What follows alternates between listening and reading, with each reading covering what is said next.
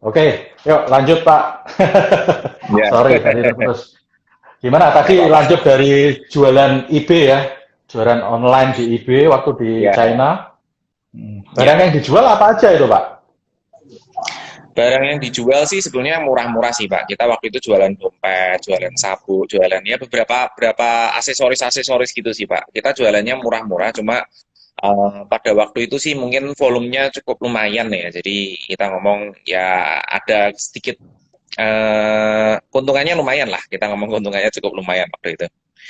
Tapi Oh, setelah 1,5 tahun kan memang dari keluarga itu tanya kan, maksudnya mau gimana kelanjutannya. Kalau bisa tuh kan kalau sekolah kan sudah selesai ya, jadi nextnya mau apa. Jadi kita ngomong ya udah mau pulang. Nah hmm, karena waktu itu jualannya IB-nya itu di China, pakai pakai IB-nya China, dan kita pulang ke Indonesia, dan IB waktu itu di Indonesia itu masih hmm, bisa dikatakan itu Indonesia masih di tanda kutip blacklist ya sama IB ya. Jadi kita ngomong oh ya iya. udah berarti bisnis nggak bisa dilanjut waktu itu. Akhirnya pulang di sini coba-coba bikin bisnis makanan. Nah, makanan kecil Pak waktu itu Pak. Makanan kecil kita jual kentang goreng, and then berubah lagi ke kentang dan es krim, and then sempat nyoba makanan Jepang, baru terakhir yang super penyet itu Pak. Resepnya Pak. Iya Pak, resepnya itu, iya resepnya berarti Pak Ivan eksperimen sendiri ya, coba-coba sendiri gitu ya Pak ya. Oh ya, ya kalau untuk resep sih memang ya, apalagi kita awal-awal kan tidak ada koki ya eksperimen sendiri Pak jadinya Pak. Hmm.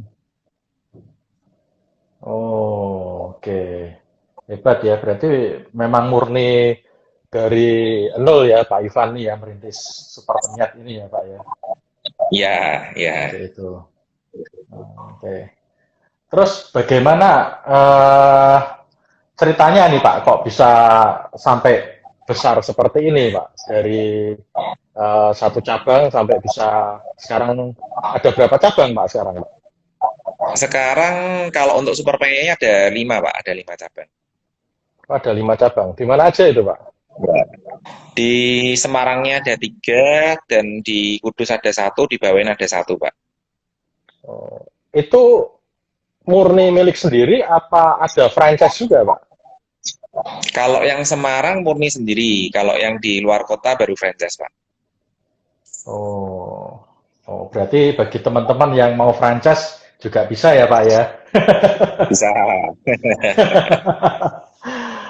Oke, tadi juga sudah diceritakan berarti pengalamannya Pak Ivan ini memang pertama lebih banyak ke bisnis kulinernya ya Pak ya, coba kentang goreng, Ya, jualan kentang goreng, es krim, dan akhirnya sampai jualan super penyet. Nah, sedangkan ya. namanya sendiri Pak super penyet, kenapa bisa memilih brand super penyet? Dulu itu kalau nama sih sebetulnya memang kita cari gampang, yang gampang diinget ya Pak ya. Jadi kita ngomong waktu itu kan Hmm, kita memang mau cari penyetan nih. Pertama kepikiran waktu itu Bu Kris ya, karena kan Bu Kris memang ya, sudah terkenal kan di Surabaya, Surabaya ya. kan. Saya sempat ketemu sama ownernya, ternyata ownernya saya ajak untuk franchise atau kerjasama, nggak bisa, untuk keluarga aja. Akhirnya ya udah deh kita bikin sendiri, no problem juga. Cuma kita cari nama yang gampang diinget aja ya. Jadi orang yang dari dengar namanya aja sudah tahu kira-kira jualan apa nih kan gitu lah. Makanya timbul nama oh Super Bike-nya. Jadi orang tahu oh ini restorannya jual apa nih kan gitu. Jadi kita nggak perlu menerangkan lagi dengan oh brand ini brand restoran apa, kita nggak perlu menerangkan lagi jualan apa atau produk apa. Nah itu jadi kita cari yang gampang diingat, catchy, dan ya orang langsung oh ingat super pengen oh saya tahu yang ini nah gitu Pak. Oh, oke. Kebetulan namanya juga bagus ya, cocok. Iya. Ya, kalau di Semarang ini saya lihat superpennya ini nggak pernah sepi, Pak. Selalu rame, Pak. Seperti itu. Iya, Karena menurut gitu. saya apa eh, gimana ya? Pas sih ya dengan eh, orang Semarang ini secara harga, secara rasa bener-bener pas. Ya nggak terlalu mahal, ya nggak terlalu murah gitu loh. Rasanya juga oke. Seperti itu. Oh iya, Iya. sekarang ini kan terjadi lagi ada wabah ya Pak ya. Ada Ya, betul. COVID-19 seperti ini. Nah, strateginya Pak Ivan gimana ini Pak selama COVID ini? COVID ya. Jadi gini Pak, kalau COVID itu saya rasa memang hampir, terutama ya kalau yang kita ngomong pariwisata termasuk salah satunya restoran itu kan kena dampaknya ya Pak ya. Jadi saya sempat tanya-tanya ke teman-teman, rata-rata memang semua kena dampak. Nah sekarang bagaimana kita tetap bisa survive sama bagaimana kita bisa nantinya kita bisa thriving itu memang kita sendiri memang punya beberapa strategi Pak. Pertama pasti kita ngomongkan tentang omset dulu ya. Jadi selama pandemi ini memang omset pasti turun, tapi kan kita berusaha untuk cari apa ya alternatif omset nih ya, atau kita berusaha maksimalkan dari yang ada. Pertama yang pasti yang kita nganukan kalau yang di awal-awal itu kita kuatin di online-nya Pak. Jadi karena orang pada tidak keluar, online-nya itu online dan delivery dua sih Pak. Jadi online itu kita berusaha maksimalkan di Grab dan Gojek ya waktu itu ya. Jadi kita coba berusaha join dengan mereka, kita maksimalkan tampilan di GoFood dan GrabFood-nya tempat kita, terus kita berusaha untuk tingkatkan rating kita di GoFood, GrabFood, kita jadi super partner dan macam-macam lah, supaya kita dalam arti kita bisa memindahkan omset yang dulunya itu dari dine-in, kita pindahkan ke sebagian masuk ke online. Dan yang kedua adalah dari delivery sendiri, Pak. Jadi delivery kan dulu memang dari tempat kita sudah ada dan juga sudah banyak, tapi kita berusaha untuk apa ya, adakan promosi, kita marketingkan lebih banyak lagi supaya income-nya itu juga juga semakin semakin tinggi ya untuk menggantikan porsi yang dine in yang sebagian hilang itu Pak. Nah terus Iya, kita juga buat apa drive thru Pak. Jadi kita bisa betul super ya. pengen drive thru, orang nggak perlu masuk ke dalam. Terus kita juga buat mungkin waktu itu kita termasuk restoran yang paling awal dan termasuk paling lengkap juga ya untuk menerapkan standar kesehatan di mana waktu itu mungkin yang lain belum terlalu apa ya belum terlalu menerapkan ya. Jadi kita Iya. berusaha untuk edukasi customer, kita di resto kita lakukan apa saja, katakanlah ya kalau sekarang mungkin banyak restoran sudah melakukan, tapi pada waktu awal itu kita berusaha menjadi apa ya restoran yang terdepan lah ya Pak untuk apa ya soal protokol kesehatan waktu itu kita punya Iya. inovasi ini, kita inovasi itu gitu. Jadi kita yakinkan customer kalau memang mereka mau dine in itu tempat kita itu tanda kutipnya bisa dikatakan kita sudah sesuai lah ya, kita sudah Sesuai ya. mengikuti protokol kesehatan. Semuanya Pak waktu itu kita berusaha cari apalagi nih. Jadi jadi orang yang dine in kita maksimalkan, orang yang delivery maupun GoFood, GrabFood kita maksimalkan juga dan itu untuk yang apa untuk omset Pak. Jadi pada saat mungkin beberapa bidang usaha lain atau mungkin yang teman-teman restoran lain ada beberapa yang berhenti untuk beriklan, kita malah justru Iya. kebalikannya ya Pak. Kita juga tidak berhenti Lebih beriklan, gencar kita malah iklannya ya. justru Ya. betul, betul, betul. Cuma mungkin kita larikan bukan di offline, tapi kita lari ke online Pak Online. waktu itu. Ya, itu untuk Oke. omset. Nah, terus Nah, yang kedua pasti semua usaha juga sama Pak, efisiensi. Kalau yang pas efisiensi, COVID ini, ya sama. ya, pasti ya kita harus bertahan dengan seefisien mungkin kan ya jadi kita buat projection Pak kita buat projection kita juga buat simulasi katakanlah oh kalau omset itu turun segini apa yang kita harus lakukan lah ya jadi skenario kita bikin skenario 4 skenario itu sampai waktu itu Pak A B C D Hmm. jadi kalau A itu kita omset turun segini apa yang kita harus lakukan cut cost-nya harus seperti apa timnya harus seperti apa terus ada ya macam-macam Pak jadi kita bikin sebisa mungkin itu kita termasuk yang paling apa ya kita maksimalkan untuk efisiensi dan efektivitas di pengeluaran Pak karena kan sekali lagi uh, kalau omset sudah turun pengeluaran kita ndak tekan juga atau kita ndak hematin Iya. itu semakin berat Pak. Dan yang ketiga strategi cash flow. Kalau untuk restoran kebetulan sih kita memang nggak terlalu problem dengan cash flow ya Pak ya karena cash flow itu kan Hmm. mungkin di awal ya kalau dibandingkan dengan bisnis yang lain itu cash flow-nya mundur. Tapi kita juga harus hitung ulang Iya. lagi, Pak. Jadi cash flow kita ini nggak bisa disamakan dengan pada waktu normal. Pada waktu normal mungkin Hmm. oh ya cash flow bisa jalannya. Ini harus dengan strategi, Pak. Jadi kita pastikan cash flow ini masuk ke apa ya? Masuk ke prioritas mana yang membuat kita itu tahan hidup lebih lama lah, atau supplier harus seperti apa. Jadi kita tidak bisa jalankan dengan model pengeluaran yang lama. Jadi cash flow ini kita benar-benar atur, karena gini Pak, saya lihat itu banyak perusahaan yang pada saat ini itu tanda kutipnya mungkin tutup atau tidak bertahan, itu karena nomor satu pasti karena cash flow dulu. Cash Jadi flow-nya, cash ya. flow mungkin untungnya masih ada, tapi karena cash flow-nya tidak ada darah. Ya, Iya, akhirnya aman. mungkin Pak Bima lebih paham nih, karena kan Pak Bima itu kan bagian koperasi simpan pinjam, mungkin tahu lah ya. Nomor satu Iya. memang untuk pengusaha, karena mungkin untungnya ada, tapi kalau nggak ada cash flow-nya, nggak ada darahnya,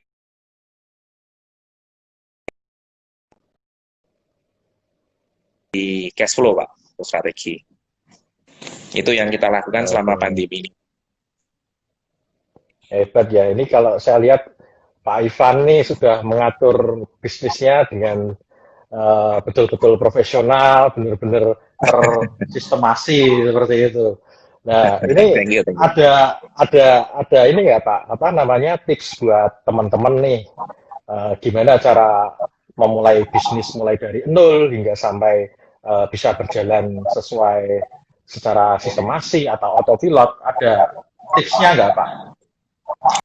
Jadi itu yang saya Hmm. alamin ya dulu pada waktu bikin bisnis pertama, sebisa mungkin itu gini, kita pasti akan nabrak Pak, dalam arti tidak mungkin pertama langsung mulus ya kalau kita bikin bisnis ya. Cuma paling enggak itu kita sudah punya guidance. Guidance itu bisa jadi pengalaman orang lain, atau kita mungkin dari ikut seminar, atau kita ikut macam-macam. Itu sangat menolong kita untuk cari shortcut-shortcut Pak. Jadi kalau saya mungkin apa ya, lihat pengalaman saya yang dulu, kita tidak bisa mengatakan 100% mulus ya, tapi saya lihat itu banyak apa ya, banyak shortcut atau banyak jalan pintas yang saya dapatkan dengan saya belajar dari orang lain Pak, entah itu melalui buku, seminar, ataupun kalau saya sih ikut coaching Pak. Jadi saya punya dua coach ya. Saya kadang sampai tiga coach itu untuk bantu kita untuk akselerasi ya, dalam arti kasih contekan, kasih kasih apa ya, jalan pintas, atau ya apa ya, membantu bisnis kita tuh growth lebih lebih mudah Pak, daripada kita trial error sendiri gitu. Hmm. Jadi saran saya kalau mau, pertama itu learn before you earn. Jadi tidak ada salahnya belajar dulu dari orang lain yang sudah punya pengalaman atau sukses ya. Dan yang kedua, punya mentor Pak. Mentor itu very helpful lah ya. Kalau saya rasakan itu sangat membantu kita Sangat membantu ya. untuk, ya sangat-sangat beda Pak, antara kita jalan sendiri sama ada mentor, itu berbeda. Dan ketiga, kalau nanti sudah memungkinkan punya punya tim advisor Pak, itu juga sangat Hmm. membantu. Tim advisor itu bisa internal maupun eksternal Pak. Jadi kalau eksternal misalnya salah satunya konsultan, nah itu sangat membantu Pak. Hmm. Iya. Ya tiga saran itu Pak yang nanti mungkin bisa Iya. untuk Nah, cuman kebanyakan ini ya Pak ya.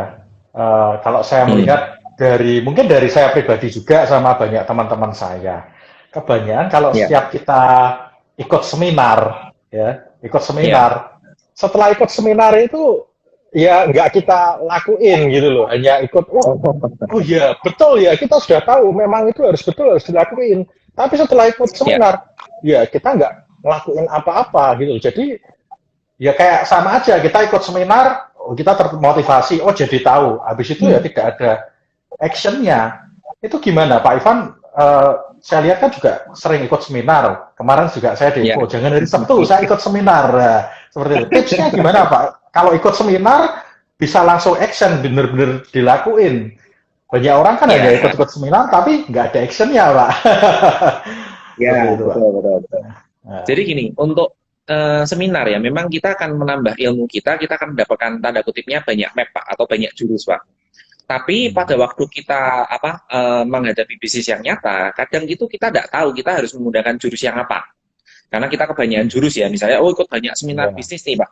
Tapi begitu kita menghadapi situasi yang nyata, kita harus menggunakan jurus nomor satu, nomor dua, nomor tiga, itu kita nggak begitu tahu. Nah itu fungsinya, salah satu fungsi dari bisnis coach Pak. Jadi ada mentor, ada bisnis coach itu membantu kita. Dan itu akan biasanya kalau bisnis coach-nya itu cukup bagus ya, dia akan setting itu misalnya yang pasti one year plan itu seperti apa. Jadi kita mau kemana, nanti kalau kalau sudah 1 year plan, kita lari lagi ke katakanlah yang time frame lebih lebih pendek adalah 90 hari, 90 days plan. Dan kita akan turun lagi misalnya kalau setiap kali coaching, kalau saya itu kan ada 1 minggu sekali dan ada yang 2 minggu sekali Pak sekarang ini. Jadi kalau setiap 1 minggu sekali, contoh yang paling simple itu saya selalu bertanya, what's your priority for next week? Jadi kita sudah terplanning. Kalau misalnya kita ngomong tiba-tiba nih saya jawab, oh ya saya punya plan A untuk minggu depan. Nah, seorang bisnis coach yang bagus dia akan tanya, kenapa kamu pilih itu Pak? Misalnya nih. Nah, kalau reason kita tidak tepat, atau misalnya gini, kita melakukan doing pekerjaan yang dimana pekerjaan itu bukan pekerjaannya levelnya business owner, misalnya itu seharusnya levelnya adalah level manager accounting, atau bahkan lebih jelek lagi, itu adalah levelnya adalah misalnya kita ngomong restoran ya, itu levelnya adalah levelnya waitress nih. Ya, kadang itu business owner itu sibuk bukan di apa ya pekerjaan yang seharusnya di level business owner Pak. Kadang dia sibuk di level mungkin di level manager atau level supervisor atau lebih parah lagi mungkin yang seharusnya kita bisa gantikan dengan tim kita yang harusnya melakukan. Nah, business coach saya ini biasanya akan tanya itu, what's your priority for next week? Dia akan memastikan bahwa my priority ini biasanya itu the highest return on investment dari time kita. Jadi kalau enggak dia akan tanya, kenapa kok kamu pilih itu? Apa yang misalnya, oh bukannya itu pekerjaan si misalnya omong kosong manajer accounting nih. Kok manajer accountingnya enggak kok bukan manajer yang accounting yang lakuin kenapa? Nah, jadi nggak langsung dingaruh tapi akan ditanya dulu why-nya itu kan ditanya. Kenapa ya? Ya, lebih apa ya kalau saya ngomong lebih terplanning lah ya Pak. Jadi lebih terplanning apa ya untuk ke depan itu kita mau melakukan apa, atau katakanlah dalam jangka pendek atau jangka panjang itu arah kita itu apakah sudah tepat, karena enggak sekali lagi betul memang seminar itu sangat membantu Pak, tapi seminar itu hanya mengajarkan kita tuh banyak jurus, tapi kadang orang nggak make karena nggak tahu gimana cara makainya, atau kadang orang itu bingung pada waktu ketemu masalah ini mau pakai jurus yang mana ini, ya itu fungsinya coach atau mentor itu biasa mengarahkan kita untuk, oh kamu jangan gini, kamu jangan, kadang itu malah salah satu bisnis coach saya itu malah kadang-kadang dia ngomong, Pak hati-hati terlalu banyak belajar karena kamu akan tanda kutipnya confuse sendiri sama mapnya ini terlalu banyak atau jurusnya kebanyakan, padahal mungkin 1-2 jurus saja cukup, bukan berarti nggak boleh ikut seminar, tapi maksudnya hati-hati kalau ikut terlalu banyak seminar, jadi seminar etik lah atau apa itu, kadang kita secara knowledge kita memang naik Pak, tapi secara action kadang-kadang ya itu udah imbang yang Pak Bintang ceritain itu gimana, oh kita ikut seminarnya banyak, tapi kok ternyata actionnya cuma sedikit ya, itu karena mungkin kadang-kadang kita cuma looking for knowledge, padahal yang seharusnya kan knowledge ini harus jadi action Pak, bukan sekedar knowledge saja, tapi ke actionnya itu yang lebih penting Pak daripada knowledge-nya. Oke. Nah, pada saat awal Pak, ini kan sekarang sudah tersistemasi semua. Pak Ivan punya budget ya untuk bayar konsultan, untuk coaching, untuk seminar.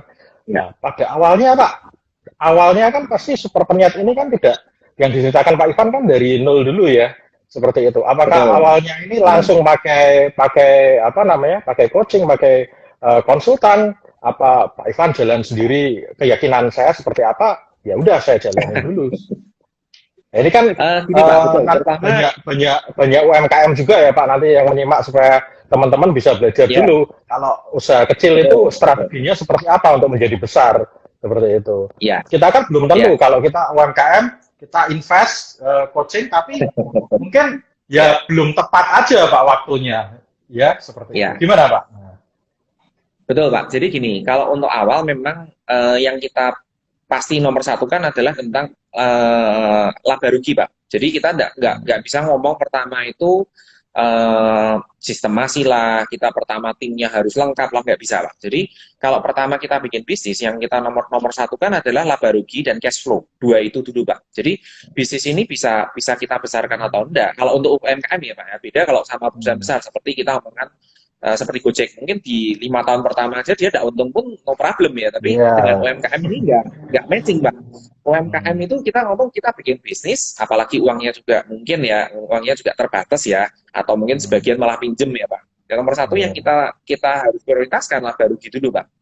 Laba rugi ini tahap pertama. Kalau perusahaan ini belum laba, belum ada untungnya, belum ada cash flow yang sehat, kita nggak bisa ngomong, oh saya harus hire konsultan lah, kita hire tim lah, kita ya nggak bisa. Kita nomor satu ya kita kerjain dulu semua, nggak apa-apa. Yang penting kita pastiin dulu laba rugi ini oke dulu, Pak. Baru setelah itu kita baru masukin kedua, Pak. Kedua itu kita baru pelan-pelan kita mulai sistemasi per bagian. Jadi misalnya bagian marketingnya kita sistemasikan, bagian operationnya kita sistemasikan, bagian finance-nya kita sistemasikan. And then setelah kita punya sistem, baru kita pelan-pelan punya itu Pak, tadi Pak, punya tim yang tadi saya cerita ya, tim itu bisa dari dalam ataupun dari luar ya.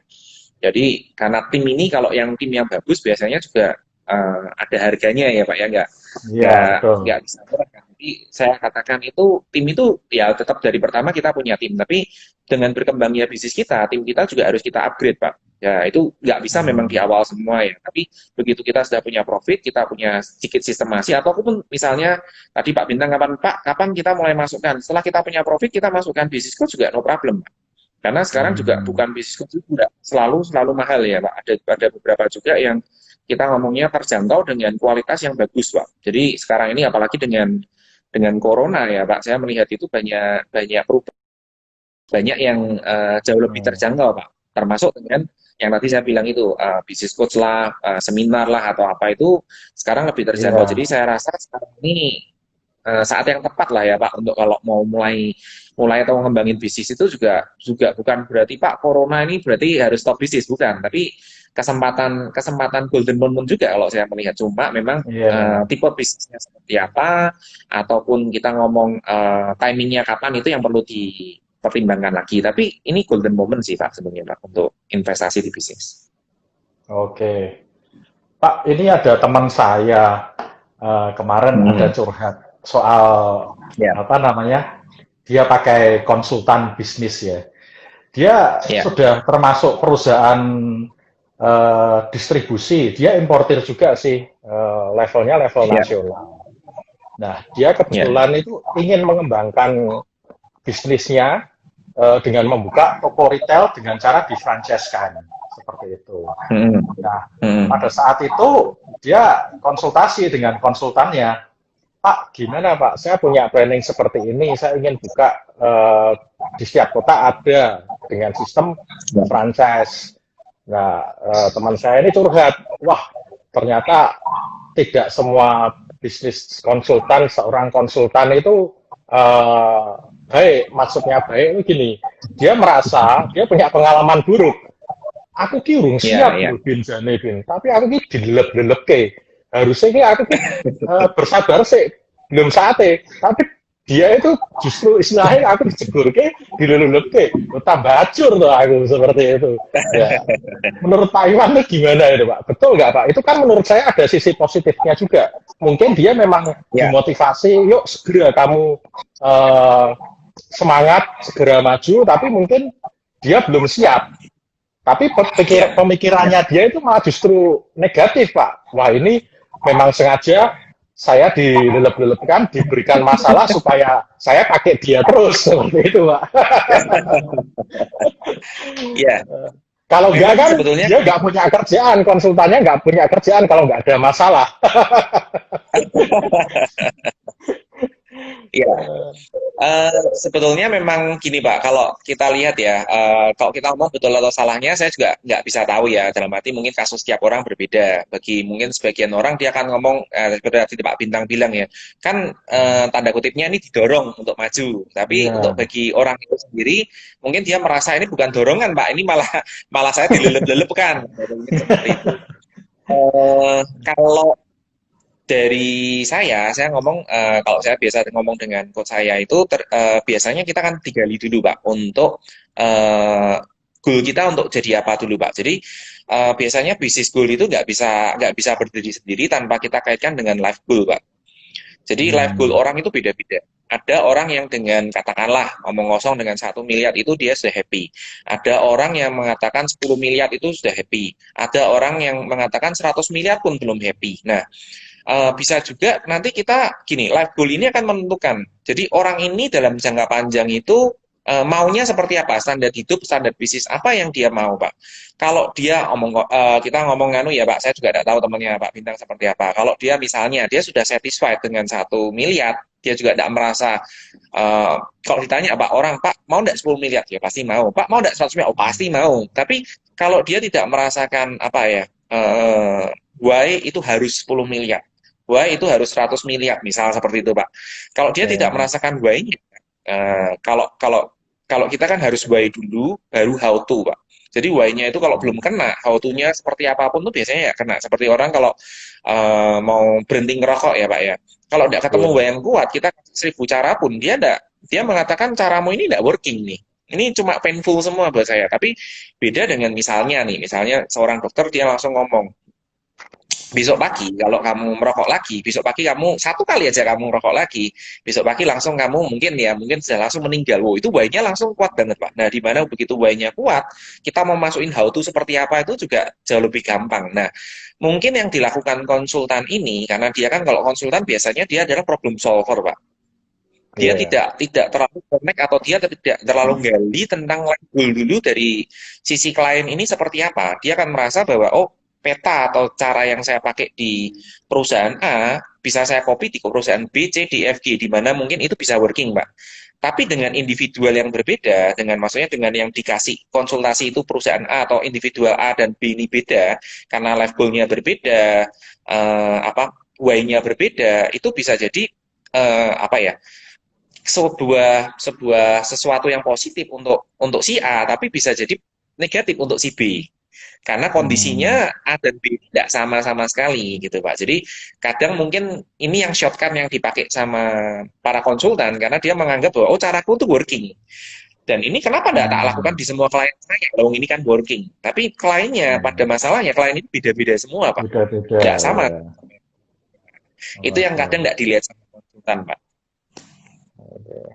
Pak Ivan, ini kan Iya. brand Super Ternyata kan sudah sukses ya, sudah ada berapa? 5 cabang ya Pak ya tadi ya Pak. Ada Ya. punya keinginan bisnis di bidang lain nggak Pak selain kuliner Pak? Kalau sementara ini sih Pak untuk bisnis ya Pak. Kalau untuk bisnisnya sih Hmm. saya kemungkinan akan fokus dengan kuliner karena kemarin saya juga banyak ketemu dengan apa orang yang sudah jauh lebih besar ya kulinernya seperti grupnya Abnormal atau grupnya Sapa-Sapa itu termasuk para coach-coach saya semua itu mereka mengatakan kalau pada tahap awal seperti ini mungkin sebelum saya dominasi mungkin ya sebelum mungkin cabangnya seluruh Indonesia atau seluruh itu better Hmm. untuk fokus Pak di satu bidang. Fokus ya. Atau paling tidak itu yang masih berhubungan lah ya. Ini kalau kita ngomongkan bisnis ya Pak ya. Kalau kita Hmm. ceritanya better kita punya satu brand tapi 50 cabang daripada punya 50 bisnis yang berbeda tapi satu cabang. Itu Ya. faktornya beda antara kalau itu adalah penambahan. Kalau satu satu sorry 50 brand tapi satu cabang itu adalah penambahan Pak. Satu tambah satu tambah satu sampai 50. Tapi kalau Hmm. kita punya 50 cabang dalam satu brand itu eh, apa efeknya itu adalah perkalian. Jadi nggak Hmm. sama Pak. Jadi kemungkinan untuk saat ini sih saya akan fokusnya di kuliner dulu sampai benar-benar Kuliner. nanti besar sampai benar-benar nganu baru mungkin nanti saya akan pikirkan untuk bisnis lainnya. Tapi sementara ini mungkin Oke. nggak akan melenceng jauh lah dari kuliner Pak. Oke. Nah, di luar Super Ternyata nih Pak, Miramor itu gimana Ya. Pak? Kok sampai bisa buka Miramor? Melihat Oh, segmen Mira. pasarnya di Semarang gimana Pak? Ya, jadi gini Pak, untuk kenapa kok saya pilih ayam dan bakmi? Jadi waktu itu saya pernah survei Pak, di Indonesia itu nomor satu ya orang itu yang nggak bisa lari itu biasanya makanan ayam Pak, entah itu makanan ayam Ya, digoreng lah, betul. digeprek lah, Hmm. itu nanti dibuat fried chicken lah atau apa itu memang nomor satu itu ayam ya. Terus yang kedua itu bakmi dan berbau gorengan, segala sesuatu yang berbau gorengan seperti nasi goreng lah, gorengan lah apa itu Hmm. kita nggak perlu apa ya. Jadi kita nggak perlu mengenalkan lagi ke market Pak. Jadi kan ada produk-produk yang mungkin kita perlu apa ya, perlu edukasi lah, kita perlu buat seperti gini. Seperti dulu waktu zamannya yogurt Pak, seperti sour selly lah atau apa itu apa ya, itu bukan yogurt apa itu namanya Pak. Itu kan produk itu sebelumnya belum banyak dikenal dengan masyarakat Indonesia. Bisa jadi tren, sangat bisa, Pak. Cuma kita perlu effort lebih untuk melakukan apa ya, pengenalan ke market. Kita perlu edukasi ke market. Tapi beda dengan kayak ayam, bakmi, misalnya gudeg atau misalnya soto itu market itu sudah ada demand-nya. Market itu sudah ada permintaannya, tinggal kita bisa nggak serve apa customer dengan kalau kita ngomong better atau the best dibandingkan dengan kompetitor kita. Jadi kita tidak perlu mikirin lagi atau kita tidak perlu create ini demand ini. Jadi kenapa saya pilih bakmi karena salah satunya bakmi ini adalah apa ya market yang sudah besar, sudah matang, tinggal kita bisa nggak serve customer ini much better daripada our competitor gitu sih Pak. Oke. Menurut saya bisnis kuliner itu sulit loh Pak, susah ya. Bagi saya loh Pak. Karena saya itu pernah bisnis kuliner juga Pak. Oh, ya? Jualan ayam goreng juga loh Pak, saya Pak. Dulu saya tahun 2015 waktu belum bisnis koperasi. Ya, jadi waktu itu saya masih jadi karyawan di suatu perusahaan. Jadi saat selesai kerja, saya dan istri saya itu buka itu ada satu bengkel yang disewakan. Kalau malam disewakan untuk dijadikan food court. Nah, saya coba peruntungan, saya jualan ayam goreng. Wah, usahanya luar biasa. Saya setiap pagi itu saya yang belanja sendiri ke pasar, beli lombok, beli bawang, beli ayam. Terus istri saya bangun pagi juga sampai masak. Wah, perjuangannya yang sebelumnya saya kerjanya di depan komputer saja, ini kerjanya pakai tenaga, saya urusin sendiri, belum nanti karyawan saya juga turnover-nya tinggi, keluar masuk, akhirnya saya menyerah Pak, tutup Pak. Gitu. Nah ini Pak Ivan pada saat awal ini sudah apa namanya terlibat sendiri untuk apa dalam bisnis kulinernya itu atau semua sudah tersistemasi Pak, sudah diatur dari awal Pak? Kita ada terlibatnya sih Pak. Jadi kita kan buka sekitar 2008 bulan apa itu ya? Akhir bulan Oktober atau bulan September gitu Pak. Saya agak lupa bulannya. Sekitar bulan Januari 2009 kita sudah berencana buka yang cabang kedua yang dimana itu di Gajah Mada. Nah itu sudah kita mulai masukin tim Pak, karena kita sudah ada sedikit profit ya, kita sudah mulai hire tim tanda kutipnya, tapi belum lengkap Pak, satu persatu kita masukin. Seperti yang tadi Pak Bintang mulai cerita itu, mungkin kita pertama masuk ya dari tim produksi gitu-gitu Pak, tim operation, kalau yang accounting ya gitu itu belum semua sih Pak, tapi kita sudah mulai nyicil Pak, nyicil masukin tim itu mulai setelah kita 3 bulan running, kita melihat ada profitnya, kita sudah mulai hire tim walaupun itu sebagian-sebagian Pak. Jadi pelan-pelan kita cicil untuk sebisa mungkin kan saya sudah ada rencana untuk buka lagi kapan. Jadi untuk buka itu kan kita tidak bisa jalanin sendiri. Jadi sudah harus menggunakan bantuan dari tim lah kalau kita bilang gitu. Jadi 3 bulan, 4 bulan itu saya sudah mulai lengkapin, akhirnya itu ya kalau lengkap total sih agak panjang sih, tapi kalau kita ngomong basicnya aja seperti operation, finance, terus marketing, apa-apa itu mungkin setahun lah ya Pak, setahun itu sudah mulai ada, walaupun kita setelah itu kita banyak gonta-ganti lah, karena kita ngomong namanya bisnis pertama, hiring orang itu kan masih banyak salahnya lah, ya sekarang pun tetap salah, cuma kita gonta-ganti itu sering, tapi setelah setahun itu agak lumayan Pak. Cukup komplit lah ya. Oke. Pak, ke depannya gimana Pak? Ini kan kalau saya lihat virus corona ini menurut saya tidak akan bisa hilang ya Pak. Cuman kita tunggu vaksinnya, nggak tahu entah sampai kapan adanya. Seperti itu. Sehingga kan memaksa kita untuk berubah, yang biasanya kita boleh kumpul ya. Seperti kalau di tempatnya Pak Ivan, biasanya trafficnya ramai orang datang ke tempat. Sekarang kan agak berkurang. Nah ini apa strategi Pak Ivan untuk menghadapi new normal ini? Ya, jadi gini Pak, ini memang sebetulnya ya kalau saya dari pandangan saya pribadi ya, corona ini memang problem Pak, problem yang cukup besar ya, dan rata-rata ini kalau kita ngomong hampir semua bisnis kan kena problem ini ya. Tapi kalau kita punya mindset yang tepat, bahwa kita melihat bahwa gini, semua orang kena problem, tapi tidak semua orang ini bisa solve problem ini, Pak. Memang sekarang kalau kita ngomong belum ada satu jurus yang cespleng atau satu jurus yang pasti, oh ini Pak bisa mengatasi. Tapi kita selama ini kita sudah berusaha, seperti tadi saya ceritakan, oh kita punya ide ini, kita punya ide itu. Iya. Yang kita lakukan selama ini, kita punya mindset bahwa gini, dan ini pun juga dilakukan sama beberapa coach saya ya. Mereka mengatakan semua ini adalah golden opportunity. Biasanya suatu krisis seperti ini itu akan melahirkan kalau dikatakan itu milioner atau bilioner baru, karena tidak semua pebisnis ini akan survive, bahkan mereka beberapa banyak akan tutup. Survive aja jarang, tapi apalagi yang thrive ya Pak, apalagi yang ceritanya benar-benar malah jaya setelah krisis ini. Biasanya 10 tahun sekali ini akan melahirkan orang-orang yang seperti itu ya. Jadi memang kita harus punya mindset dulu ya, bahwa ceritanya ini memang krisis, betul ya. Tapi karena krisis ini dan tidak semua orang ini bisa mengatasi krisis ini, kalau kita memang bisa mengatasi, ceritanya kita jauh lebih agile, kita harus jauh lebih ke depan antisipasi seperti apa. Kalau inovatif kita harus paling inovasi, kalau mau melakukan harus pivot ya kita harus pivot. Kalau sekarang kita ngomong itu yang kita bisa lakukan, Mbak. Dan memang saya kemarin sudah ikut banyak seminar, saya juga ketemu banyak orang. Saya rasa belum ada satupun yang bisa mengatakan, oh ini jurusnya, Pak.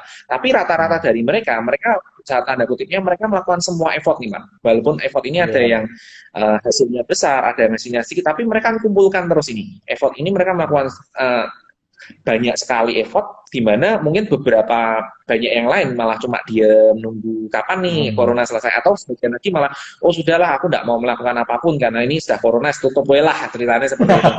Jadi orang-orang yang seperti ini Pak, yang maksudnya kalau kita ngomong harapan kita juga nanti begitu krisis ini selesai, kita akan masuk golongan yang thriving Pak. Jadi kita bukan sekedar survive aja, tapi kita malah kalau saya bilang harusnya bisnis itu bisa growth 2-3 kali lipat atau bahkan lebih banyak daripada itu, karena kuenya ini tetap sama atau bahkan membesar, tapi pemainnya jauh lebih sedikit Pak. Jadi ya kalau kita sekarang ini kita berusaha melakukan segala inisiatif lah ya, segala action yang memungkinkan. Jadi kita berusaha 1 minggu sekali atau 2 minggu sekali kita berusaha melakukan inisiatif yang baru, effort yang baru, supaya kita lempar ke market, oh ini working apa enggak, oh kalau working kita lanjutkan, kita perbesar, kalau enggak working kita cari lagi nih apalagi. Jadi bagi saya malah harus lebih cepat, lebih inovatif dan lebih lebih agile lah ya Pak. Kita enggak bisa cuma duduk anteng, oh kapan nih corona selesai atau harus terus bergerak ya Pak ya kita. Betul Pak. Jadi kita harus lebih cepat malahan daripada sebelum adanya corona Pak. Iya. Yang menarik ini saya punya pengalaman, Pak. Jadi 2 bulan yang lalu itu saya melakukan efisiensi juga, Pak. Jadi marketing saya hanya saya berikan gaji pokok. Nah, tapi saya ganti tunjangan mereka, saya gantikan dalam bentuk komisi dan saya beri target. Ya, istilahnya kita berpikir karena kondisi lagi seperti ini, kita efisiensi dengan cara kita hanya memberikan gaji pokok. Tapi kalau lo mau berusaha, lo bisa dapat lebih. Dengan cara apa? Ya ini ada target, lo harus bisa. Dan hasilnya Pak, saya nggak habis pikir Pak. Mereka malah tembus target semua Pak, malah di atas target. Gila, malah istilahnya dia dapat lebih dari gaji dia seperti yang keadaan normal di COVID ini dia malah dapat pendapatan lebih gede, hebat sekali. Saya juga bingung Pak. Ini kalau kita, soalnya gini Pak, kalau kita melihat berita terus, kita lihat di sosial media, di WhatsApp, di Facebook, Instagram, surat kabar, televisi, kita takut, panik, banyak berita-berita negatif. Cuman yang saya rasakan ketika marketing saya turun di lapangan, ya saya bukannya gimana ya Pak, belum sampai separah yang diberitakan di media, buktinya target tetap tembus gitu loh, seperti itu. Masih banyak orang yang nabung, masih ada orang yang pinjam bayarnya juga masih banyak yang lancar, walaupun memang ada beberapa yang bermasalah juga, kesulitan cash flow karena bisnisnya kena dampak COVID, seperti itu. Ya. Seperti itu Pak. Luar biasa. Seperti itu. Oke. Eh, saya mau tanya nih Pak, Ya. Pak Ivan ini kan kalau saya lihat grafiknya ini kan naik terus ya, luar biasa, serius sekali dalam berbisnis. Nah, pernah gagal nggak Pak dalam perjalanan bisnis Pak Ivan? Definisi gagal gimana dulu, Pak? Gagal artinya istilahnya ingin punya goal sesuatu, terus ternyata Nah, tidak bisa terjadi seperti itu. Punya cita-cita, misalkan ingin punya franchise 10 dalam tahun ini, tapi malah gagal seperti itu, tidak jadi, belum belum dapat.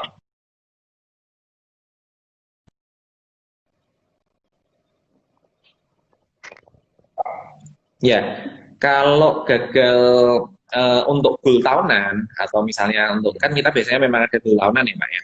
Goal tahunan memang kita berapa kali memang kita nggak tembus Pak. Tapi kalau dikatakan itu melenceng jauh juga enggak. Jadi memang misalnya kita targetkan sekian, kita memang nggak mencapai semua atau katakanlah kalau kita bisa mencapai kadang mundur dari apa waktunya ya Pak ya. Tapi biasanya kalau kita itu punya goal tahunan itu dan kita pantau itu biasanya tidak terlalu melenceng jauh sih Pak. Nah, itu ya tahunan berapa kali ya pasti tercapai. Tapi kalau gagal yang dikatakan bahwa bisnis ini harus tutup karena bangkrut, belum pernah sih Pak. Selama ini untungnya belum pernah. Jangan sampai. Ya. Oke, oke, Pak. Yang terakhir nih Pak, pesan Ya. Pak Ivan untuk anak-anak muda yang barusan lulus kuliah atau untuk UMKM yang baru merintis bisnis kulinernya, apa Pak kira-kira Pak pesannya Pak? Kalau saya sama sih Pak seperti tadi ya. Jadi bisnis itu sebetulnya gampang-gampang susah dalam arti kalau kita cuma berusaha sendiri, kita kita cari jalan sendiri, biasanya kan jauh lebih susah Pak. Tapi kalau kita melihat di bisnis apapun ya, bukan kuliner aja ya, itu kan sudah ada banyak orang yang berhasil ya. Dan mereka itu juga seringkali saya ketemu banyak orang itu mereka tidak pelit sih Pak untuk bagi ilmunya, mereka tidak pelit untuk kasih tahu kita gimana caranya. Jadi kalau saran saya carilah orang-orang yang mau membantu kita seperti itu, entah itu mentor lah, entah itu mungkin bisnis coach lah, entah mungkin itu seminar lah. Sekarang banyak Pak untuk yang melakukan webinar gratis lah atau super murah itu banyak sekali Pak. Dan itu saya melihat apa ya akan memberikan kita itu sangat apa ya sangat membantu untuk memberikan shortcut Pak. Jadi yang harusnya kita ketabrak itu kita jadi tidak ketabrak. Jadi kalau saran saya ya banyak-banyak belajarlah dari kegagalan orang lain dan keberhasilan orang lain juga. Karena itu kalau kegagalan kita tidak ngulangin, kalau keberhasilan ya itu kita tiru aja. Itu kemungkinan kemungkinan sukses kita jauh lebih besar. Dan apa ya bisnis itu kalau bagi saya ya bisnis itu should be fun ya. Kalau bisnis itu tidak fun itu menurutku Wah, ada yang salah. Ya, mungkin iya itu betul. mungkin perlu Ya, digali ulang lagi itu. iya. Kayak saya ini bisnis koperasi ini ya tidak merasakan sebagai kerja, saya enjoy menikmati gitu loh, nggak kerasa Ya, kerja saya ini. ya. Sudah di bisnis yang tepat itu Pak, dari Pak. Oke. Nah ini saya simpulkan ya kalau Pak Ivan ini orangnya betul-betul apa namanya penuh dengan perencanaan. Kalau saya cermati dari tadi Pak Ivan ini rajin, jadi selalu belajar, terus apa namanya selalu berani action dan yang lebih penting melihat data ya untuk membuat keputusan kita harus melihat data ya Pak ya, lihat laba rugi, lihat neraca seperti itu. Wah, ini luar biasa sekali. Karena Thank you. rata-rata apa? Rata-rata kita semua kita itu kadang punya keinginan, tapi untuk melakukan ini kadang susah sekali. Karena apa? Ya kita itu malas seperti itu. Oke, ada pesan terakhir Pak? Apa sudah cukup? Oh, sudah Pak. Cukup ya. Terima kasih banyak ya Ya. Pak Ivan ya sudah Oh, meluangkan sama-sama. waktunya. Oke, oke, bye bye Pak Ivan. Terima kasih. Ya, thank you, Ya, Pak. Ya, ya, thank see you. you. Yo. Ya.